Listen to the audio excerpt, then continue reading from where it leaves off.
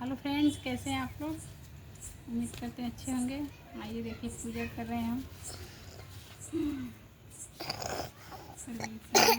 वेद शास्त्र के ज्ञाता विद्वान ब्राह्मण के साथ उसका विवाह कर दिया। उसके पश्चात वीरवती ने अपने भाइयों की पत्नियों भौजाइयों मत खाओ समेत गौरव प्राप्त किया। फिर कार्तिक भाव के वृक्ष का चित्र बनाया। उसके नीचे शंकर जी, गणेश जी और स्वामी कार्तिकेय के साथ पार्वती जी का चित्र बनाया और ओम नमः शिवाय इस मंत्र से गंध पुष्प और अक्षत से गौरी पूजन करते हैं। फिर शिवा से गणेश जी तथा षड्यासन ब्राह्मण पूजन करते हुए पकवान अक्षत दीपक से युक्त 10 करवा चौथ गेहूं पिचासन और गुड़ के बने पकवान तथा और भी अनेक प्रकार के फलादि भोजन पदार्थ को अर्पण करके अर्घ देने के लिए चंद्रोदय की प्रतीक्षा करने लगी। इसी बीच वीरवती वाला भूख प्यासा की पीड़ा से मूर्छित होकर पृथ्वी पर गिरी पड़ी। तब उसके सब भाई बंधन निधन करने लगे। वीरवती मत बोलो, हट जाओ आगे से, नहीं मत करो, फिर से दे रहने दो। वीरवती का मुख धोकर पंखे के हवा करके उसको ढांढस बनाने लगी कि अब चंद्रमा उदय होने वाला है। उसका एक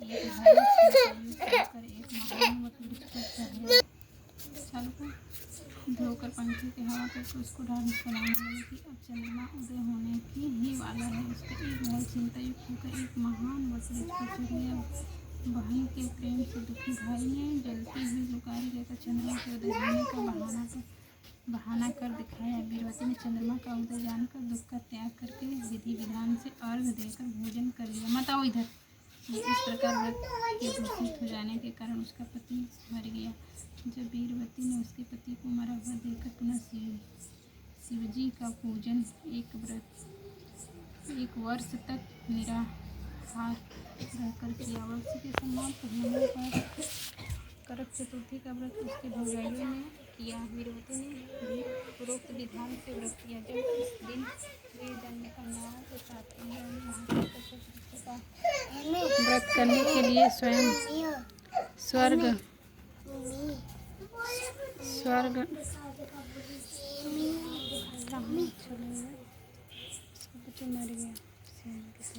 दिन वेदन कन्याओं के साथ पड़ाका से मारब।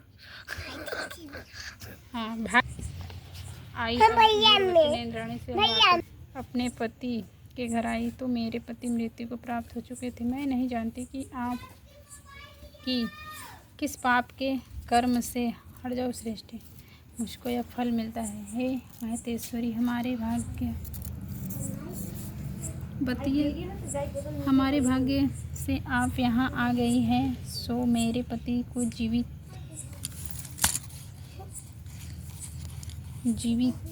करके मुझ पर कृपा कीजिए। इंद्राणी ने कहा कि सुगत व्रत जो तुमने अपने तुम्हारे पति मृत्यु को चंद्रमा ने उदय ही तुमने उसको इसी से व्रत दूषित हो गया। तुम्हारा पति मृत्यु को प्राप्त हो गया। अब तुम यत्न के साथ का व्रत करो। तत्पश्चात इस व्रत के प्रभाव से इंद्राणी की वचन सुनकर वीरवती ने विधान पूर्वक उस व्रत को किया। इस प्रकार उसके प्रसन्न होकर कर दिया और उसके पति को जीवित कर दिया। वह देवता के समान हो गया। अपने पति के साथ घर आकर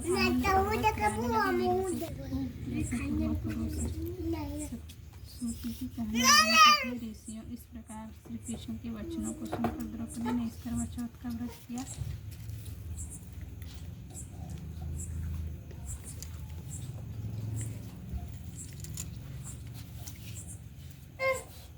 कौन छुआ था रे?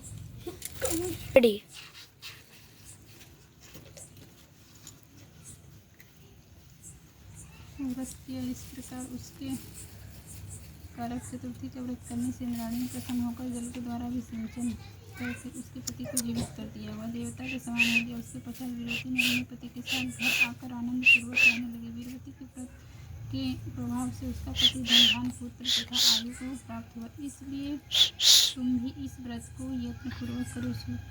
जी कहने लगी कि हे ऋषि, इस प्रकार श्री कृष्ण के वचनों को सुनकर द्रौपदी ने इस करवा चौथ का व्रत किया जिसके प्रभाव से संग्राम में कौरवों पर विजय प्राप्त करके अतुलनीय ने राज्य को प्राप्त किया, जिससे उनका सब दुख जाता रहा।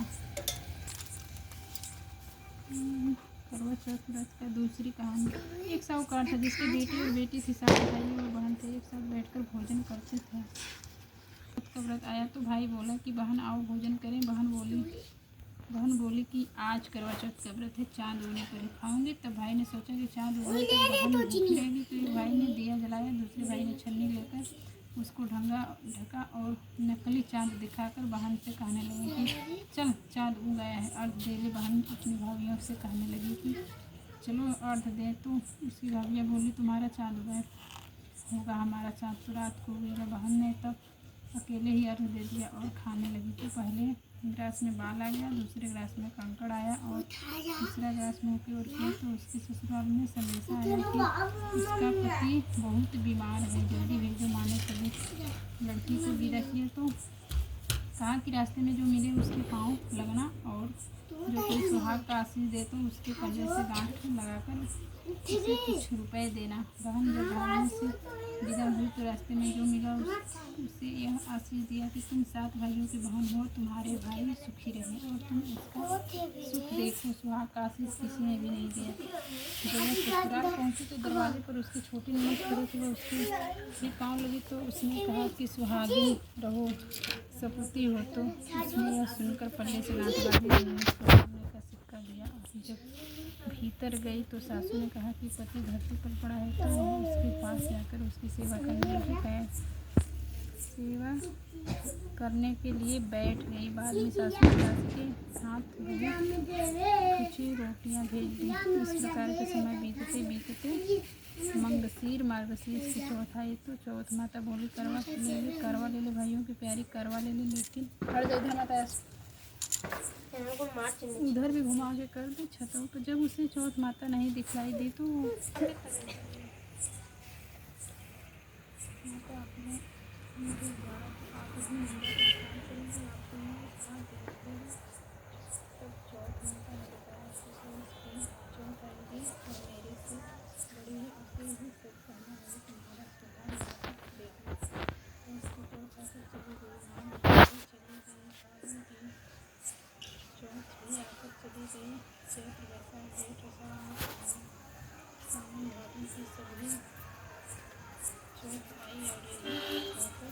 चली गई थी।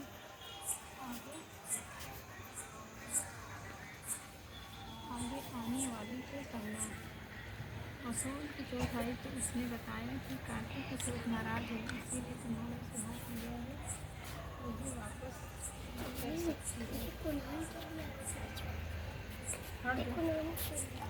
वही आएगी तो पाँव पकड़कर विनती करना, यह बताकर वह भी चली गई।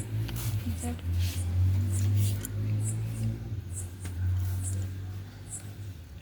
चली गई थी तो बैसाख जेठ सावन भादों की सभी चौथ आई और यही कहकर चली गई कि आगे आने वाली चौथ को कहना। असोज की चौथ आई तो उसने बताया कि कार्तिक की चौथ नाराज है, उसी ने तुम्हारा सुहाग लिया है, वही वापस कर सकती है। वही आएगी तो पाँव पकड़कर विनती करना, यह बताकर वो भी चली गई। जब कार्तिक की चौथ आई तब वो गुस्से में बोली, भाइयों की प्यारी करवा ले ले, दिन में चाँद उगाने वाली करवा ले ले, खंडित करने वाली करवा ले ले, भूखी करवा ले ले। तो यह सुनकर चौथ माता को बहुत गुस्सा आया होगा।